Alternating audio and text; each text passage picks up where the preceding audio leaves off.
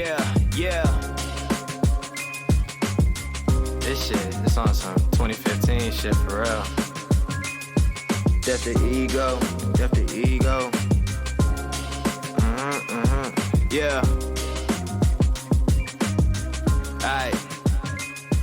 Look, death the ego for my people. I'm 21 and I done seen some shit that's lethal. My homie in the pen for some shit he did was evil. I'm writing with a pen for some shit. Hello and welcome to the Be-Cray podcast, episode 11, with MadMike, an extremely special guest because this is the elusive episode. This episode was meant to come out weeks ago, but we've kept the fans waiting. Mike, welcome to the podcast, buddy. Good to be here, man. Good to be here. I wanted to come in here for a long time now, so here we are. Schedules kept conflicting and other things kept getting in the way, but that would not stop us. We are here. We are here indeed, yes. So, a short introduction to Mike. MadMike is a Twitch streamer, and like many of these people, I met you through the mutual friendships with Brandon, aka Skyle, of the Ski Gang. Now, Mike's been streaming for a little bit. He's been doing pretty decently. He's got 136 followers and counting, and mostly streams things like Rocket League and the Yakuza game series. As well as this, there's a cool caveat to note, and that is that Mike's nickname around the internet is Wheelchair Jesus. So Mike, tell me and the viewers how you gained this nickname. Oh, that's a funny story. So the way I got Wheelchair Jesus was I was in a Silas stream. All right. So if y'all don't know, Silas is a streamer and a rapper from where I grew up in Maryland. And I was in his streams for a long time, just as a moderator and as a supporter. And he gave me the motivation to actually start streaming. And when I did, the first thing that he said was Wheelchair Jesus. And funny enough, that just became a meme, and I rolled with it. And lo and behold, the meme became a real thing, and now it's my nickname. Yeah, that's an amazing story. And it's funny enough, I turned my first emote into that. So my first emote for my channel was a Wheelchair Jesus hype emote. Yeah, because obviously, as you know, many people who know you will know, but people who don't know you, is that you are in a wheelchair. Yes. I was born with cerebral palsy, and from birth, I've basically spent my entire life in a wheelchair. Yeah, man. And you know, a lot of people like to they see someone who's different, or they see someone who has they'd say that they were less able in horrible quotation marks, and that's why you're such an inspiration, because you see that and you say, I don't give a damn, and you go full force, and you're living life, and honestly, mate, you're a true inspiration to so many. You know, it's funny when people tell me that. It never really dawns on me that Right. I'm an inspiration, because for me, it's just me living my normal everyday life. Yeah. But to so many, I suppose looking at me would be like their come to Jesus moment, if you will, where it's like, oh, if this guy can do it, why the hell am I complaining about, you know? People complain about so many like silly things, and it's just it's funny whenever they get to me and they're like, "Oh, this guy has it way worse than I do. Maybe I shouldn't complain as much." Yeah, man, and like it's just your brilliant attitude to life. You know, you do bring smiles to many people's faces, and you can also give the banter just as good as anyone else, which is brilliant. Yeah, that's actually one thing that came over the years as I was growing up from just elementary school to high school, is I found to make things less awkward, it's best to make jokes, because it makes people feel comfortable when they meet you. It took me a while to figure that out, because a lot of the times people just didn't know how to react to me. They see the wheelchair and they're like, "Oh, is he all good?" Or like, they don't know how to read you, because people can have misconceptions about people in wheelchairs. Like, they don't know if there's something wrong with you mentally or if it's just a physical thing. And until you make that introduction, people don't know how to react. Yeah, and especially at that age, because at that age people don't really have a filter, and they can be especially nasty. Oh Um, God, I have so many stories from elementary school, middle school, and high school where people just they don't know how to react, and they just say how they feel without thinking. yeah, well, talking on that point, to coin my term, which I use every time, is let's take a step back and let's talk about your childhood and early Mm, life. So you mentioned briefly there that you're originally from Maryland. So yes, tell I me, where did you grow up? so originally I was born in Washington D.C., which is the city right outside of Maryland, and then when I moved, I lived in Maryland my entire life with my family, and Maryland is such a strange place because depending on where you live in Maryland, you either live in a really good neighborhood or a really bad neighborhood, and like Right. it seems, and it's such a small place. You can drive through the entire state in a matter of like 3 hours. So it's a Oh, very wow. like it's a very small state, and so every block, like you could go from one block to the next. One block could be a wealthy neighborhood, and the next block could be a really poor, rough, like drug addicts area neighborhood. And Right. for me, I grew up in a very rough neighborhood. I um I didn't have internet for a number of years. I didn't have cable. I barely had even basic like basic what's the word I'm looking for? Basic Like what the hell? technology, Well, not like just phones and technology. things. Well, not just phones or computers, but like heating or electric or gas, like Right. basic Okay. Sure. Sure. So yeah, it was quite rough. very rough. But it gave me this like weird perspective of finding myself, which through not having these things, I was able to really come into my own as a person. Which in this day and age, most people don't do that. They have social media and things at the ready, you know. So Yeah. I feel like for a lot of people our age, like you have the internet at your disposal at such a young age, you can't really figure out who you are as a person until it's too late. And as you say, although these like experiences growing up would have been probably quite awful at times, Very. it's given you that life experience and that extra capacity to like look at your situation now and think how much better it is, and Yeah, you've been there, and you can empathize with all different sides. yeah, exactly. So like from where I was then to where I am now, I am such a blessed position to be having like all the basic amenities, having all the things that most people take for granted, and really like appreciating every moment that I have it because I know what it's like not to have any of it, and it has a real appreciation for where I'm at now as a person and as a personality on the internet, I suppose. Yeah, dude. Like I'm happy your situation is much better. Um, Yeah, but within that, let's talk about school. Did you right. enjoy it or did you hate it? School, I enjoyed school for the most part. I mostly focused on the social aspect of it, making friends, and like the academic side of it. I was a very strange thing too because unlike most people, like the school had to accommodate me, like whereas most times the students have to adapt to the education. The education kind of had to adapt to me, which is a Right. very Yeah. weird thing to wrap around. Like, I'll give an example. Uh, with schooling, a lot of times the classrooms were crowded, like upwards of 40 to 50 people per class. And so uh, they would have to give me an assistant to do all the note taking and writing and basically help me learn because of the size of the classroom. The teacher didn't have enough time to really teach the students. They just had to follow the curriculum. And so it was a struggle for me trying to keep up, but I managed it.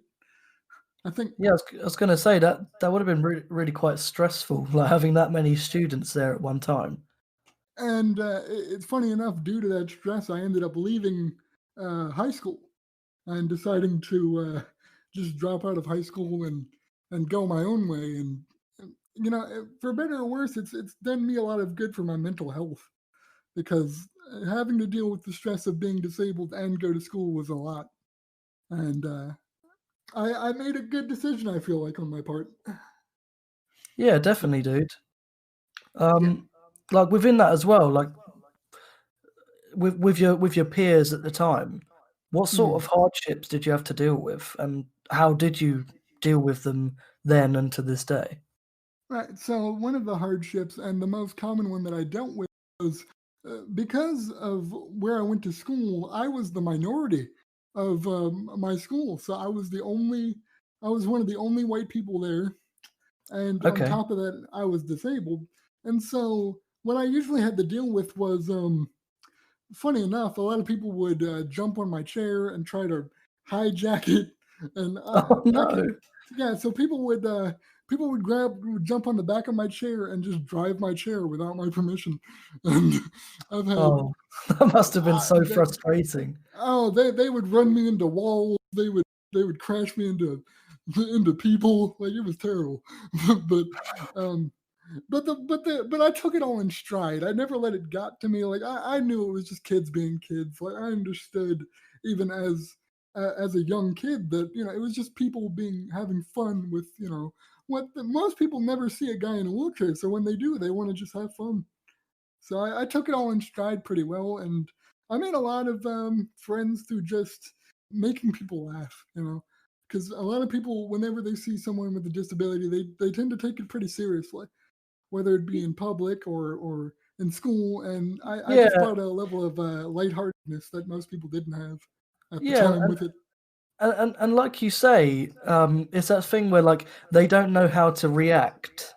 Right. So a lot of the time, even if they weren't maybe trying to be hurtful or mean, they might have been inadvertently being a dick. Right, exactly. And so and the other thing too that I was taught at a very young age, basic school level, was even the teachers had to ask me what I needed help with all the time. And so a lot of the time I had to be the one to lead a lot of the things that even adults would normally be able to handle. I had to be the one to tell them what I needed. And Was that quite frustrating?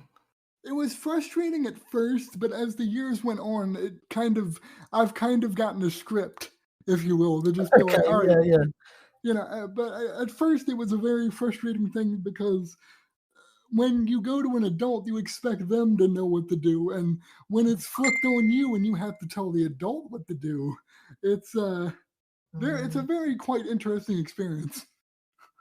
But as the years went on, it got easier because I learned exactly what to tell people. Yeah, like it seems like you really, as I know you, you're like such a like inspirational dude, and like you take life in your stride. But it seems like Yeah. even from that early age, you had that really good mentality and mindset about you, which a lot of people who weren't in your same similar situation and were, quote unquote, completely able to do things Hmm. would be not trying, getting like all upset about things, and like Right. that's why I said what I said, because it's really quite inspiring. It truly is. Well, the other thing too is I think from the other disabled people that I've talked to, it's a very it's very quite strange. Like, I've talked to a number of other people who also have the same condition and different conditions, and it just seems to be a creed among disabled people that we want to help other people. Like, our needs aren't really as important as it is to be there for other people, and so when you take that kind of a mindset into consideration, it kind of makes sense why I'm able to have such a positive outlook, because my concern is not for myself, it's for the other person. That's such a like beautiful mindset. It really Yeah. is. But you know what's funny? But Everybody tells me I'm yeah, an go on. inspiration to them, and Well, this is what I was going to say now. It right. do you find it kind of annoying when people say you've been an inspiration? Do you feel like it's Most do you feel like it's somewhat of a backhanded comment sometimes? It depends on who it is and if I know them. Like, Okay. if it's just somebody random that I've never met before on Twitter, who's just I'll give an example. Like, let's say, as you know, I've known Silas for a while. Me and him have gotten somewhat of a reputation of being close, which That has led to many of people that I don't know saying, "Oh, you're a legend, you're a goat, you're this, you're that," and it's like you don't know me. How do you know who I am? Sure. Yeah, I'm yeah, like, yeah.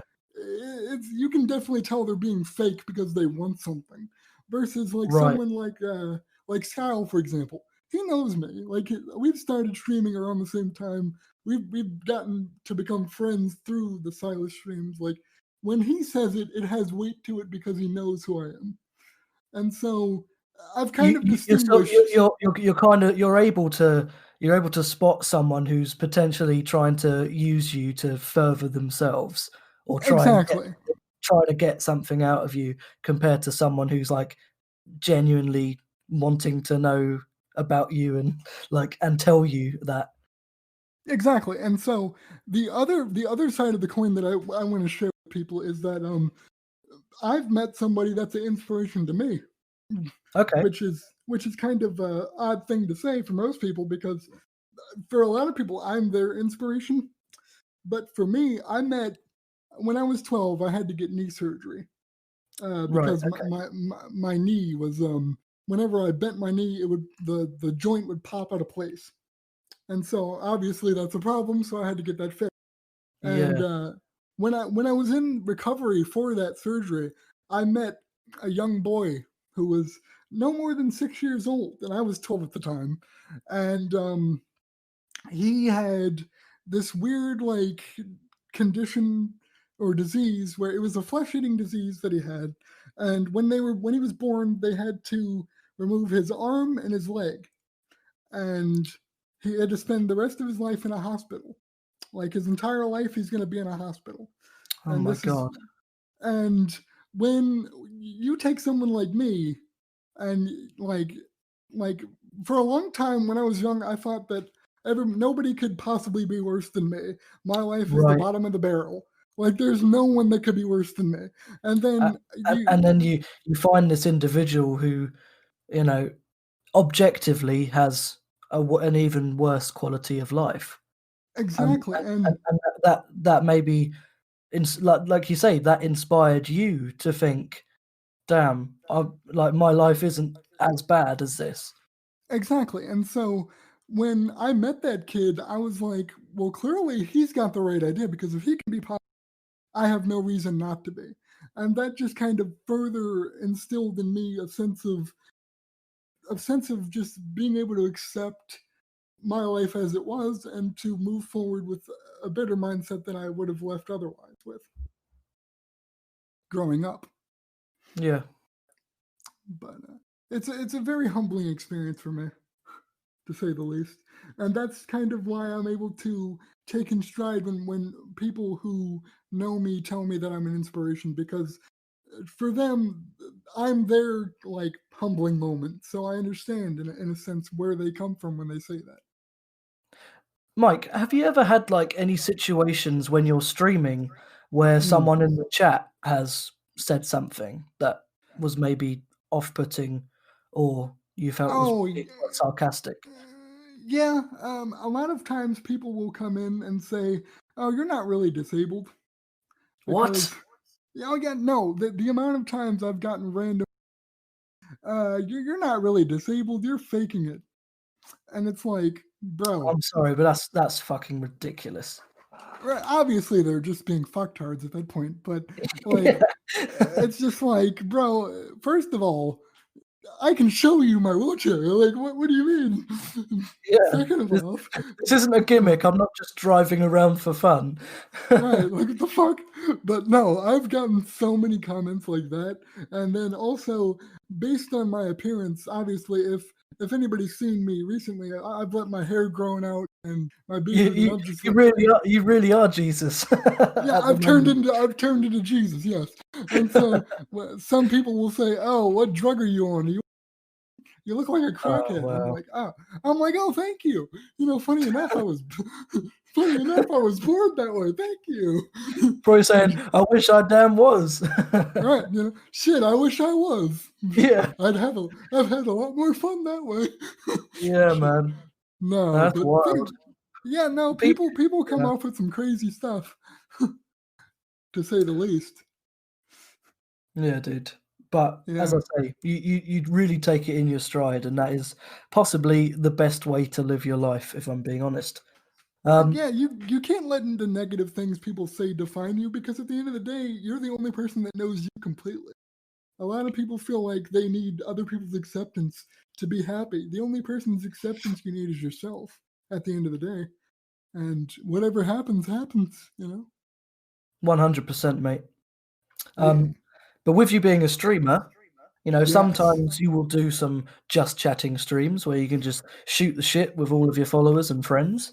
Oh, But I'd love those.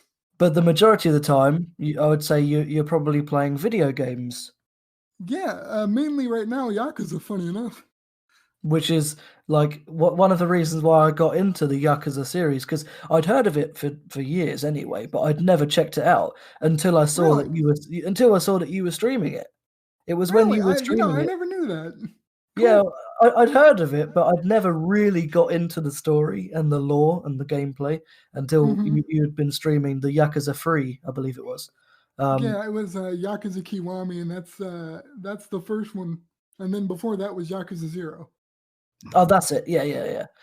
And Yeah. it like such an awesome bunch of streams. And I've really got Fun me times. interested in that. Yeah, Uh, it's a really fun game, I'll say the least, for sure. yeah, especially for people who are fans of like the Yakuza in general or like Japanese culture and stuff. It's really cool. Oh yeah, definitely. If I could ask you an actual pinpoint question, What's up? what was the first game you remember playing as a kid or young Oh, I adult? like that. The first game I remember playing was Tony Hawk's Pro Skater 2. Oh my God, that's amazing! I love that Y- game. Yeah, that was my childhood. I'm not gonna lie. The soundtrack for the game was Oh, freaking bro, amazing. the soundtrack's Yes, insane. dude. I still listen to that soundtrack to this day. That's a good game. But The no, amount of that hours was I spent playing the PS2. yes. The PS2 was my initial first console I had as a child growing up. That was the first one that I had ever owned. Uh, but obviously, I before that I had a Nintendo 64 and a Super Nintendo, but I didn't really get into the games till PS2. And I guess it's we're kind of similar in that point because my first console was also an N64, but yeah, I probably played it, but I can't really remember. And yeah, it's one of those I'm things where like yeah. I know I played other games, but if you ask me what was the first game I actually remember, The real memory that you can pinpoint would have been Tony Hawk Pro Skater 2. yeah, because that game I put so many hours into, which is a strange thing because from for those that don't know, I only am able to use one, and so when I play video games, I play them with one hand, Right. which is my kind of selling point when people ask me, "Well, what do you do?" I play games with a controller with one hand. Uh, That's really impressive. I didn't know that. oh, you didn't? Well, now you do. Yes, I I didn't know that. all like every game that I've ever played, I've had to play with right hand severely disabled and I cannot use it. But my left hand completely works fine. So whenever you think of a 64 controller, my God, that was the hardest one I ever had to learn how to play with one hand, just because of the Yeah. sheer size of it. Jesus. So, But like, did you ever get any special controllers that would help like a one-handed use? no, actually, I that's the thing. Back when I was growing up, that was the thing. Like, accessibility to that degree was not non-existent. Like you'll see it now with the companies like Microsoft. They're now making handicap controllers, but for the majority Yeah, of my childhood, now they can market it and try and get some like points on Twitter by saying, "Oh, look at everything we're doing." exactly. And now back when I was a kid, that wasn't you couldn't play this playing that game, and so I just had to learn how to use my hand to the best of my ability with each controller until I, either got frustrated with the game or I learned how to beat it on my own. And for the That's majority of incredible. it, I learned. I just had to learn to overcome the the struggles of not being able to use two hands. And for the most part, I have. That's why I still love playing video games today. Honestly. So, what would you say is your favorite video game ever released? Oh, my favorite video game ever released. There's quite a few, but I think the one that sticks with me all these years later would be a game called Ace Combat 4.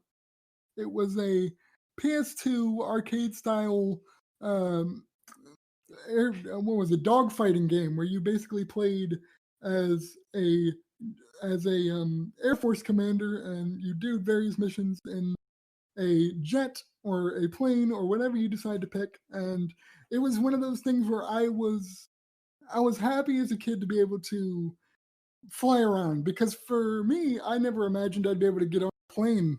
And so for me, that was like the closest thing I'd ever experienced to legitimately flying around in a jet. That's So awesome. that, I'd never heard of that game. yeah, the Ace Combat games are anime games, which Okay, yeah. they're anime games with a deep story about war and tragedy. While you're playing as the guy in the airplane, it shows you in between missions the life of a kid who's like getting ravaged by the war while the occupation's happening, and the things that you do are affecting the people on the ground, and how it's changing each mission in between, and just showing you like the traumas of war, Yeah, basically. so it's really like trying to, like, while you can also have a fun experience playing the game and getting that kind of realism, it really Yeah, tries to teach you the lesson of the horrors of war as well. yeah, the occupation of a new country taking over your to Wow. to being a prisoner of war, basically. And it really stuck with me, both in a story sense, but also in a gameplay sense of like childlike wonderment of being able to fly around in various locations. That's so cool. Yeah, it definitely stuck with me for sure. Would you say there's any games which are set to be released soon, or if they haven't been announced to be being released, any game series that you would love to make a sequel or start? Let's see. A game series that I'm looking forward to that either has a sequel or I'm looking forward to. That would be the new Spider-Man game. What is Oh, it? wow. Yeah, the Miles Morales Spider-Man game. I really enjoyed the new Spider-Man series a lot. Um, it was just one of those things where like it reminded me of the PS2 Spider-Man, Spider-Man 2 on the PS2. The the new Yeah, yeah, yeah. Spider-Man kind of I can see those comparisons there. it really captured the same feeling of that I had back when I was a child of just flying around as Spider-Man, and I'm really looking forward to seeing where they go with the Miles Morales storyline, seeing as they didn't kill Peter off in the first game. Yeah, and I wonder because obviously there was the Miles Morales animated Spider-Man film that came out, Right. and Yeah. there's Right. going to be there's a sequel to that coming out, I think, in 2022. So still Yeah. still I still quite a loved while that away. movie. Yeah, I But yeah, loved that movie. I wonder if the new game will take story points thematically from that or not. That'd be quite interesting to find out. Well, the beauty of the way that these games are being released, the studio has complete creative control for the first time in a long time. I feel like a lot of Is it movie tie-in Insomniac? Is games, it Insomniac? Insomniac, yeah, Yeah, they're brilliant. Insomniac They're a is brilliant. They're a brilliant game developer. by far, and I feel like for them to have creative control and to actually build their own universe that isn't tied into a movie is amazing. Because I feel like a lot of superhero games tend to have movie tie-ins, which force them to follow the script of the movie for a lack of a good or bad thing. So it's very Yeah. exciting for me to be able to see that going forward. Obviously, another game series coming up that I like is Yakuza 7. Yes. Now, I'm gonna stream the rest of the Yakuza games if they come to PC, but I've played almost all of them. I have the rest of them on my PS4, and I'm gonna play through those. But Yakuza 7 is coming out next year, I believe, and it's gonna be obviously one of the things that I'm very interested in, because they have a new protagonist in this one. For the past 6 games, it's been the same person, but this is the first one where they have a new protagonist, How, and I'm how, going to be how excited. yeah, so you're excited about that. Yeah, I mean, I'm excited to see where they make changes and how they're going to bring in a new era of storytelling with the new protagonist. because So it's been the past 6 games have been following this one character for all of 6 games, and to finally see somebody new is going to be an exciting change because as I a remember longtime I fan. remember reading that some of the fans were quite annoyed. Oh yeah, I mean obviously they're going to be people whenever guys. They don't like change. If it ain't Yeah. broke, don't fix it. But the way this series has been running on for like I don't know 11 games now, the Yeah, yeah, remakes, yeah. yeah, It felt like it felt like it felt like the right time to you for them to switch it up a bit. by far the right time. Like I was getting fatigued. I was like, okay, how many times are they gonna keep bringing back this man? Like let this man die. Yeah. Well, talking about these games and talking about the Spider-Man video game, let's move on to the Mhm. Spider-Man film. No, I'm kidding. But let's move on to film and television, shall we? Um, Mm, what would you say if you had to pick one would be your favorite TV series? TV series. My favorite TV series, at least for me, is gonna be an old one because I grew up with a lot of older shows. So one of my favorite shows would be Star Trek Next Generation with Patrick Brilliant Stewart. choice. Yeah, Yeah, brilliant choice. I, Patrick Stewart for me was one of those people that really heavily influenced me in terms of like a parental figure because the way that that man carried himself in every scene was left a profound impression on me as a person. And Yeah, so, Patrick Stewart really is like he's an iconic theatre actor. Like yeah, he's very good at capturing people's attention, and as soon as he starts talking, you want to listen to what he has to say. yeah, and to add context to that, I grew up in a single parent home, so Right. Okay. a lot of the times the TV was my friend, and so whenever obviously my parents had to work, whatever, I would be at home just watching television and like I said, Patrick Stewart was the driving force for me growing up, just watching Star Trek, and so Did you ever watch the new series Picard? I want to, but isn't it locked behind a subscription service? Uh, It's on Amazon Prime Video. is it? I didn't know that. I think I actually have Amazon Prime. I should watch that. Yeah, Uh, 100%, man. It's on. I didn't know it was on Amazon. Yeah, yeah, it's on Amazon Prime Video, and Yeah, it's actually really good. yeah. So, well, Recently though, yeah, it's a bit of a no-brainer. If you're a fan of the new generation, you'd uh, like to see Picard riding in. oh, I definitely would, considering I grew up with him as a household name in my yeah, for sure. But lately, I haven't really been paying attention to most movies lately. I've been kind of getting into reading more. Uh, Okay, what sort of things have you been reading? Ready Player One has been my main focus for a long time. Uh, Ready Player One is like most people have seen the movie, but Yeah, sure, sure, sure. when I got into that, I wanted to find something that was going to interest me, and obviously, video games are a big influence for me.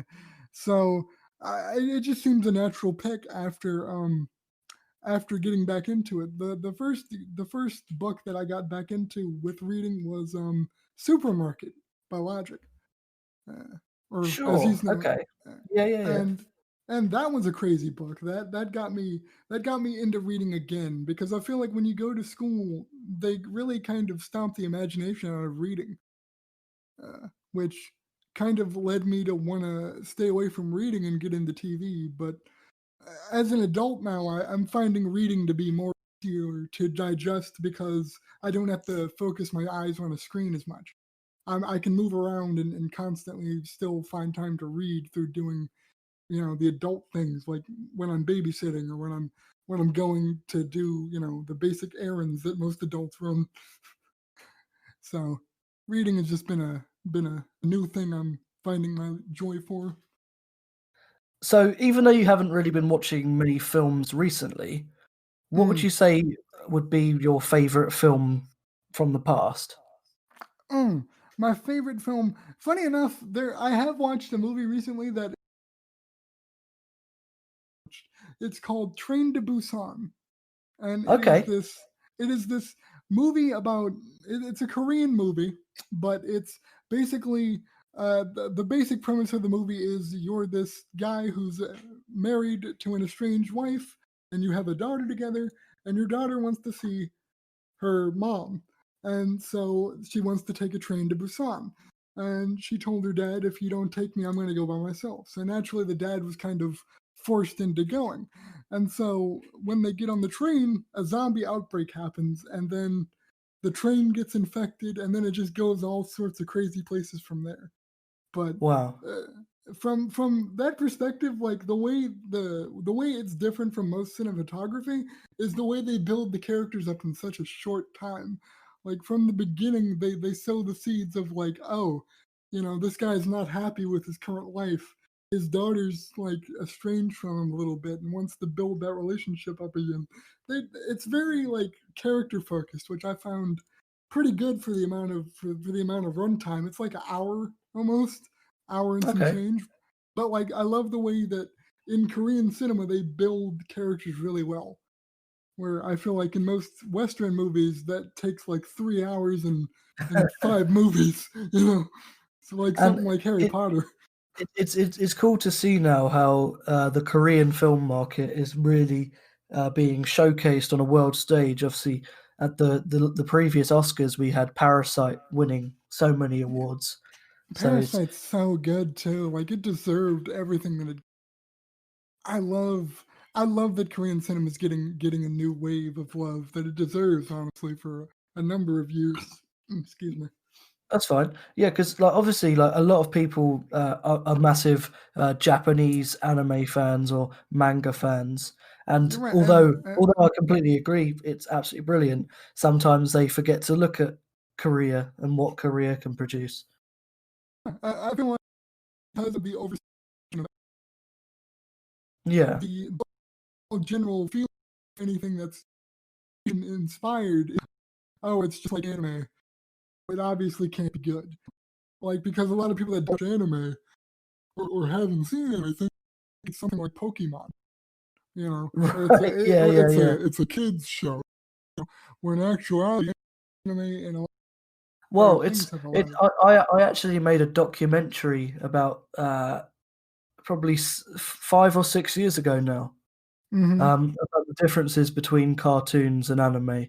And the most striking thing that I mean I already knew, but the most striking thing that I came to the conclusion within that Mm-hmm. documentary was the fact that cartoons are made for children predominantly, with only a few being made for adults, Right. whereas Uh, anime is made predominantly for teenagers to adults, with only a very small amount being made for children. But exactly. the misconception is the fact that all anime is for children. It's really wrong. Exactly. Exactly. And it's so strange, isn't it? Like people have the misconception because they aren't steeped in the culture. And you got to wonder like how many misconceptions are in the reverse for Western culture as well. Like Yeah, like absolutely. you can imagine the misconceptions the East must have about the West. Like but it's just a very unique thing where people make assumptions and turn out to be completely wrong, whether it be about film, media, or culture in general. So, No, absolutely.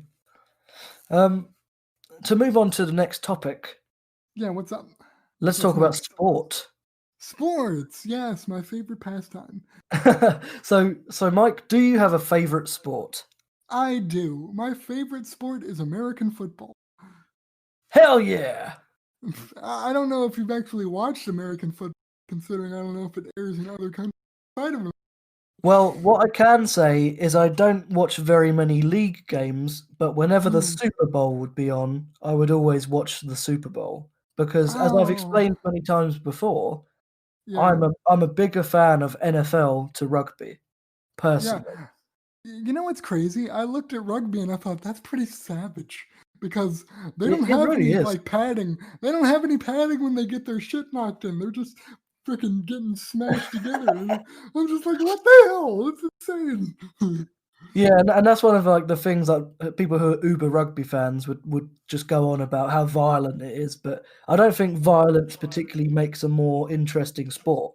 I think rugby is great. I think people who like it, it's perfectly valid to have it as your favorite pastime. But for me personally, I prefer NFL. Tell me, do you have a favorite team? I do, yeah. My favorite team is the Baltimore Ravens. They're a team based in Baltimore Maryland. Ravens. Yeah, they're a team based in Maryland, funny enough, so that would make sense. But To be fair, they have one of the best like insignias, the best logo. oh yeah, their Ravens looks pretty savage. I'm not gonna. I actually have I actually have one of their flags hanging up above my TV, so you can see why I like them. But no, they've been one of my favorite teams for like the recent years because I lived with my brother-in-law who was a big Ravens fan for like over a year, and he converted me into a Ravens fan. But growing up, I was a Redskins fan, which was the DC team, and Okay. it was more so a sense of my father wanting to like them more than I did. I always thought they sucked. So, but no, I'm a big Ravens fan. I love the fact that they won the Super Bowl a few years back, and they seem to be doing good until COVID happened, and now we wait. Yeah. Which, speaking of which, COVID hasn't really changed a lot for me, like it has for a number of people. I know that for most people, COVID made them lose their job and their ability to go outside. But I'm an introvert, so I never really went outside anyway. So this hasn't really affected me all that badly. If I'm Yeah, perfectly honest. you kind of got off lightly, as it were. I just kind of like, in the sense I've kind of been like, well, now you understand the majority of the time, where it's like, oh, you're tired of being home, so am I. Welcome to my life. So um, on that point as well of like NFL, yeah, what's your opinion on college football?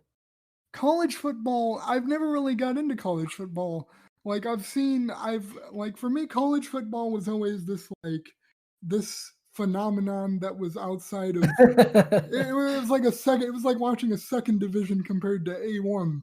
So it's just Yeah, like yeah, yeah. I never really got into it, but from what I did see, it's a lot more fast paced than it is in the NFL. The NFL has a lot more high level play, so it looks a lot cleaner. But if you watch college football, it's very like reckless and fast paced, and there's a lot more youth involved in it. There's a lot more energy in college games because it's not as refined. There's a lot more tackling, a lot more violence. So a lot of people like college football, and I can see the appeal of it. But for me, I like the NFL 9 times out of 10 way better than college Sure, football. sure. How about any other sports? Are you a fan of anything else? Yes, I grew up uh, going to baseball games. Awesome. Baseball baseball was a big thing for me and my dad. We would go to the Nationals. The Nationals is the Washington team, so we would go to Nationals Park and we would watch baseball there. But baseball for me was never one of those things I would watch outside of going to the games themselves. It was more one that you'd be able to go to and watch live. Yeah, that was one of the things. It's like the only reason I'd ever because I'm going to watch with my Yeah, dad. yeah, yeah. The atmosphere was the thing that got me watching baseball more than anything. The game itself wasn't as big of a deal to me. Did you ever worry about getting hit by the ball? Oh no, I hoped for it. Funny enough, I was like, I would be the person to be like, please hit me in the face, please, Oh God. because Yeah. yeah, if I got hit at the ballpark, they'd have to compensate me. You know what I'm saying? Give, he'd give me free life tickets or something. You You'd be able to buy a know? gold-plated wheelchair. Exactly.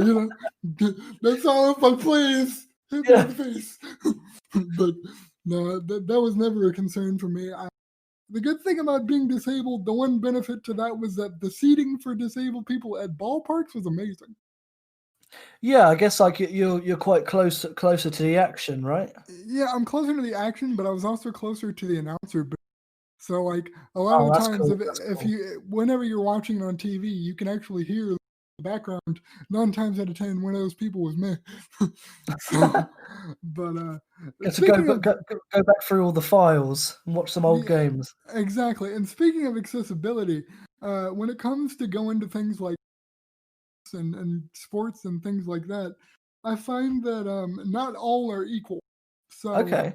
I'll give an example. I went to a concert last year. My first concert was a Logic concert, funny enough, and that's how I Awesome. found out. That's how I found out about Silas, right? And so um, I went to that, and I bought handicap seating. And the only thing that was made it accessible was they gave me a floor seat, but it was in the middle of the floor, and they literally just took up a chair off the floor and said, "Okay, you can park your chair there." Now, What? yeah, no, that's as far as the accessibility part went.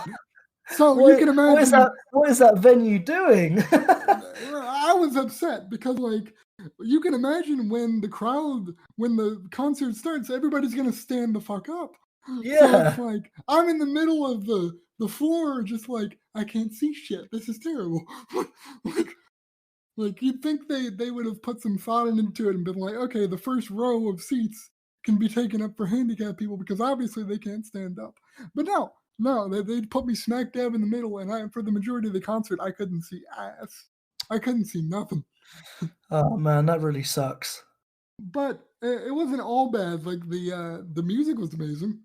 Yeah, like I can imagine. it's just not being able to actually see the performance was the thing that gut punched me. And obviously, I had left there a little disdained because I was supposed to meet Silas there at the time too. And one of the big things with that was I had saw him on the floor. He was walking by doing signing papers or whatever, and people were Yeah. walking up to him on the floor, and I saw him but he didn't see me. So I literally had to like try to wave him down, and he walked right by me. I was like, oh. Oh no. But funny enough, he actually, if you look up the 1998 freestyle music video, that was my concert that he recorded that at, which is kind of funny because a lot of people that were there were actually probably didn't. Yeah, and like another thing as well. I see that he brought out a new T-shirt Oh yeah, that with was the lightning bolts, right. and it was something like when the concerts can actually get back to doing it, anyone who had that T-shirt can go backstage. Right, and so I bought one of those. I managed to be able to save up enough to buy one, so that's coming in the pipeline. I'm gonna have that coming down. When he did, Yeah, so now he can't ignore you, yeah, in he kind of. in person at least. Oh no, I told him I was like the next time I see you, you're gonna meet me. This is gonna happen. Like a lot of people forget I'm older than him, so if he, I'm gonna be like, listen here, kiddo. Yeah, listen to Don't respect your elders. respect Wiltshire Jesus. Yeah. That's literally all I have to say. Is just like, oh, I'm Wiltshire Jesus. Get out of my way. Like, what are you gonna do? But Well, I mean, speaking on the finer points of music, yes, we'll move on to music now, yeah, as well as being, a member of the Maniacs for yourself, MadMike, as well as being yeah. a member of the Ski Gang. Hmm. You're also a member of the Skywalkers, which is Silas's the group who support and follow him. Um, Yes, that's and actually where everything started. Funny enough, yeah, man, it's such a crazy story. But as right? well, like, So but as well, like, obviously, Silas is signed up to Bobby Boy Records. Bobby Boy Records is Logic's brand. yes, So, tell me how that all happened. How did you get into listening to Logic? How did you then mm, get onto finding out Silas and, what brought us here to this very point right now? right. So I have a fun story about how I figured out about Logic. I was living with my sister at the time in Pennsylvania. I was going through a transition of moving around to place at the time, Yeah. and a commercial had come on the TV for a smoking ad. Funny enough, and it was like speak the truth about smoking or whatever, and Logic was on one, and I made a offhand comment to my sister. I was like, "Who the hell's the nerd with the glasses?" And this was back in 2017, so it had already been well established at this point, but I had known nothing. And she was like, "Oh, he's a Maryland rapper." I was like, "Really? He's from Maryland?" And so after I heard that, I did a number of research. I went back and listened to his music, and I was like, "Wow, this guy's coming is from where I'm from. That's amazing."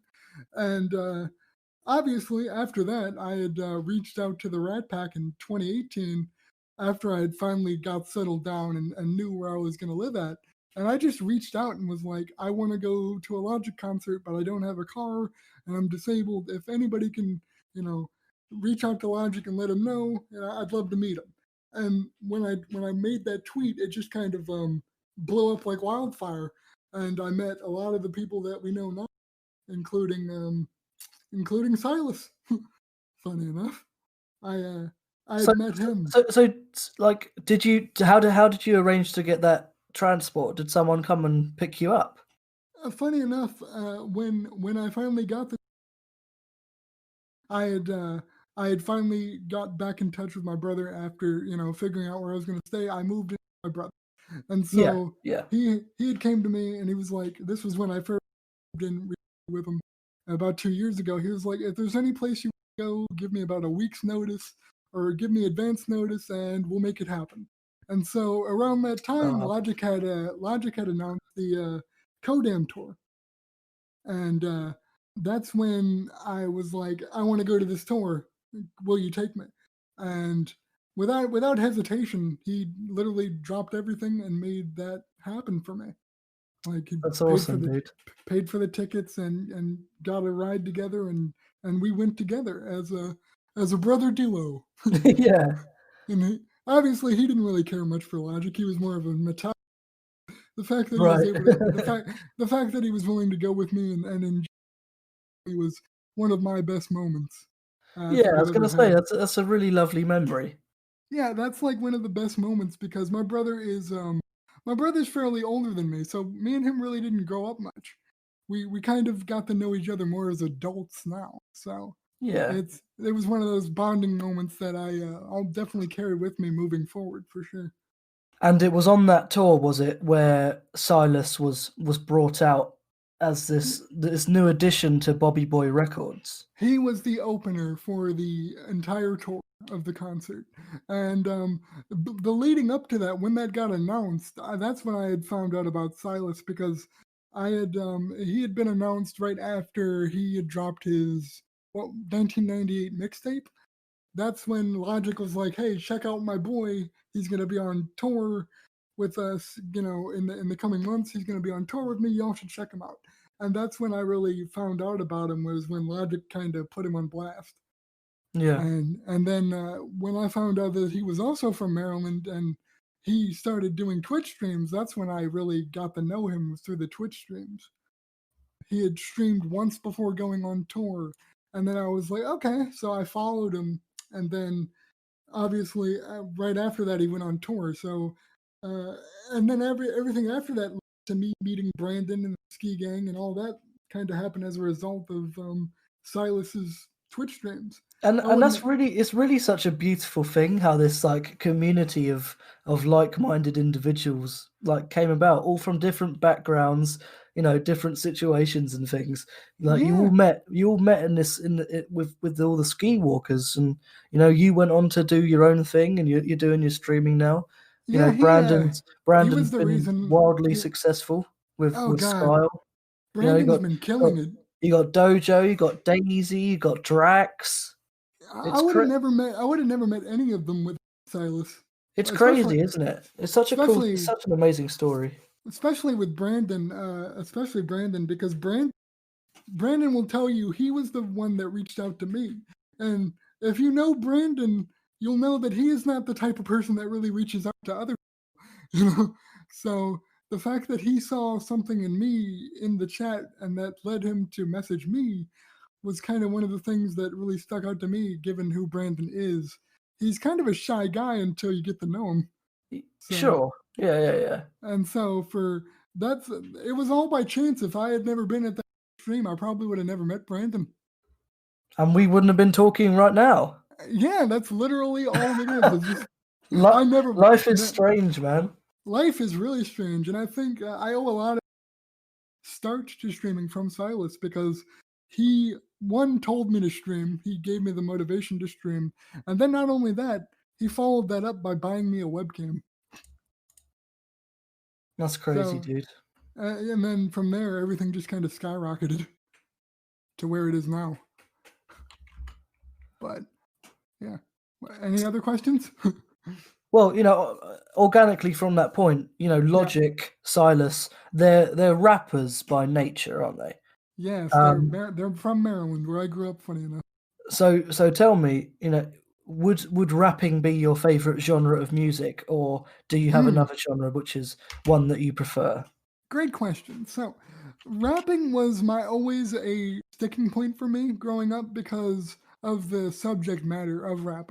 It had nothing to do with race at all. Funny enough, a lot Right. of the subject matter of rapping is talking about growing up in a poor neighborhood and not having a lot and to persevere to get to a higher level.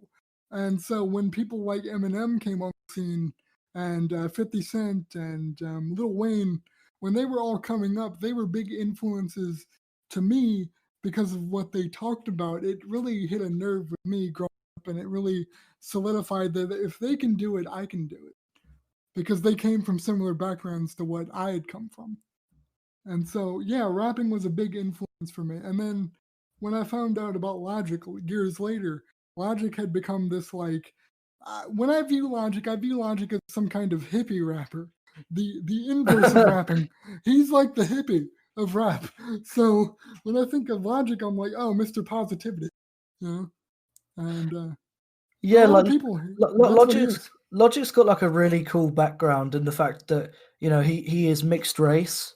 Hmm. Um, like he loves to highlight really important like social issues and things, but Yeah, also in the sense of although he is a rapper and really good at it, he like what would the word be? He says diversified. yeah, he's diversified it, and that his main inspiration was not a rapper, but it was um what's it? I've forgotten his name now. Um, Frank Sinatra. That's Frank it. Sinatra. There we go. Yeah, Frank I was Sinatra. I was blanking on that too. I was like, but no. Who Yeah, is one of the furthest things away from rap, but I can also see where he's coming from. It's such a brilliant inspiration. yeah. I mean, a lot of that's another thing I think we can talk about is when in terms of a generational thing, um, people that like our parents. Am I the only one that can assume that our parents have a sense of entitlement, or that like the older generation has a sense of entitlement that our grandparents never really had and that we don't really have? Like, I uh, can see where you're coming. Not particularly to my parents. I well, don't see not that, right. but Well, I do understand what you mean of people of their generation and their age. I've seen yeah, it from others. yeah. And for me, my parents were things. My mom was 58. My dad's like 65 or would be Sure. 65. And so growing up, Yeah. I've had to deal with a lot of the boomer mentality of having a sense of entitlement. And I'm just like, where do you get this sense of entitlement when you've never really had to work that hard in life?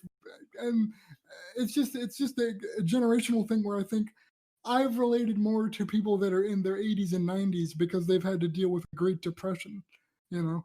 And They've had to live through wars. yeah, real wars, yeah. And so I think there's a generational gap there that most people can relate to. And so when Logic, to bring it back to Logic, when Logic said that his inspiration was Frank Sinatra, I can see why. Yeah. Because Frank Sinatra had to come up from literally nothing. And here Yeah, we like are. his story of success is also like such an interesting one. There's a lot of parallels there if you take the time to look at it, and you can see the inspiration and why that shows Frank Sinatra. Yeah, man. And And as well as that, Logic and Silas are both just bloody brilliant. oh yeah, they're both talented in their own right, and I feel bad for Silas because I've seen so many people say that Silas is nothing but a Logic clone, or that Really? yeah, they'll say that he's a Logic clone, that he's the only reason he's where he's at now is because and Well, that's funny because I'd never actually heard of Silas before watching the Ski Gang streams, and That's then fair. I'd checked him out as well because like everyone had spoken about him, and it was kind of the thing. That's where everyone met. It's such a sick community. And Exactly. and I went on SoundCloud and I listened to the Ski Walker album. Yeah. And Silas really he has his own sound, man. He's Exactly. sick. It's Exactly. really sick. And so when people say that, I feel like based on the perception of how he came to be in the spotlight. Like the only reason he's gotten the following he has for the majority of it is because Logic put him on, but he also has his own unique talent and earned everything that he's got to lead up to this point. And I feel like people don't give him enough credit, Yeah. for what he put in. But yeah, it's a very, very enjoyable thing to see for sure, especially for me coming from Maryland to see two people from Maryland gain such a success and appreciation for It must make you feel proud. it. Does it really does, and especially the tour that I went to, all the lineup was Maryland rappers or DMV rappers, and so Sure. like Corday, for example, another Maryland rapper. Like it's so good to see people from my area get recognition they deserve. Because the Maryland, for what it is, it might be a rough place, but it also brings out the best in people. Yeah, man. And I'll be one of those people to say that because I'm the best when it comes to living there. So hey. Mike, it's been a really lovely conversation, but we are coming towards the end. I've enjoyed my time to say the least. I hope I didn't rant. No, not at all, bro. Like it's brilliant to hear your opinions, and I think it'd be really interesting for the viewers and people who know you or don't know you to learn something and to get a new perspective. Yeah, and so it's been a really long time coming, this episode, and I'm glad we were finally able It sure has. It sure has. But sort of lastly, what would you say is in the future for you, Mike? What are your plans for streaming in particular throughout the Right. rest of the year and into 2021? So for streaming in general, because my internet connection has taken a significant dip due to the fact that my family needs to work from home now. They require most of the bandwidth, so my streaming has to go on the back burner. But fear not, I am deciding to do YouTube and continue my Let's Plays on YouTube. So if any of you would like to watch my Let's Plays on YouTube, I go by MadMike1222 on YouTube, and you can find all my Let's Plays there in the future. Yeah, it's a shame, obviously, like about the internet issues. But once the internet gets fixed, I definitely will be continue streaming for sure. No, that's cool. That's cool. We will make sure to have your YouTube links as well as your Twitch links and any particular social medias you want in the description box below. I appreciate that. As well, on this point, do you have any collaborations that you would love to do within this time period, if you could do them?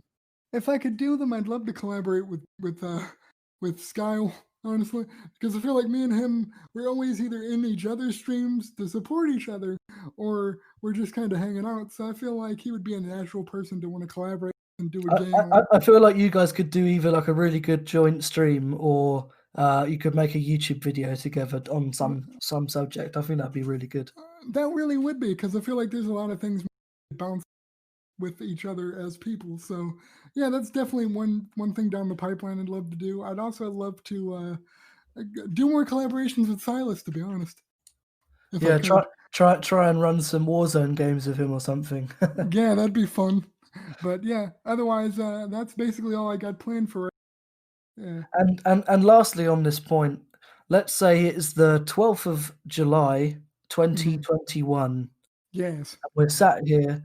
What would be your ideal goal for your YouTube subscribers and Twitch followers?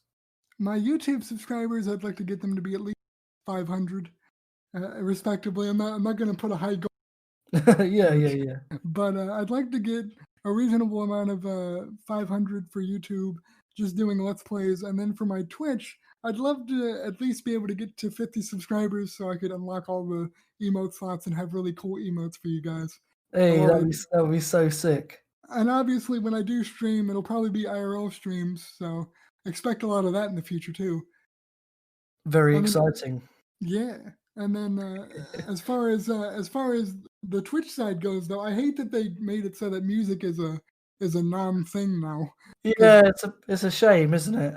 oh, it really is. But yeah, Because that's I almost felt like it was nice about Twitch because like you couldn't just play any music on YouTube, but Twitch you were able to Twitch. sort of thing. Twitch gave you the freedom to actually do what you wanted to do, whereas now it's kind of like YouTube now. Yeah. But So anyway, I mean, the one good thing about that is that certain artists are coming out to say, "Hey, we're going to allow people to use my music on that stream." So yeah, that's good. one of them being Silas. Funny enough. Well, there you go. He's just a top bloke, isn't he? Yes, he is. But thank you for having me, man. I really appreciate being. It means the world.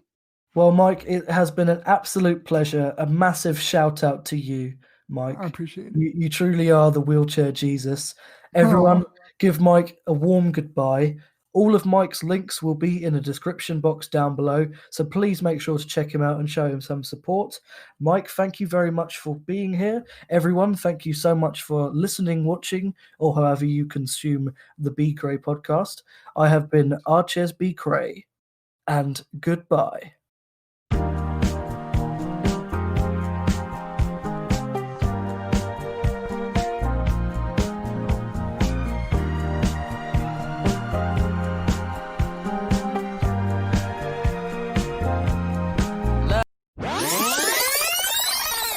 These days, all I got is money on my mind.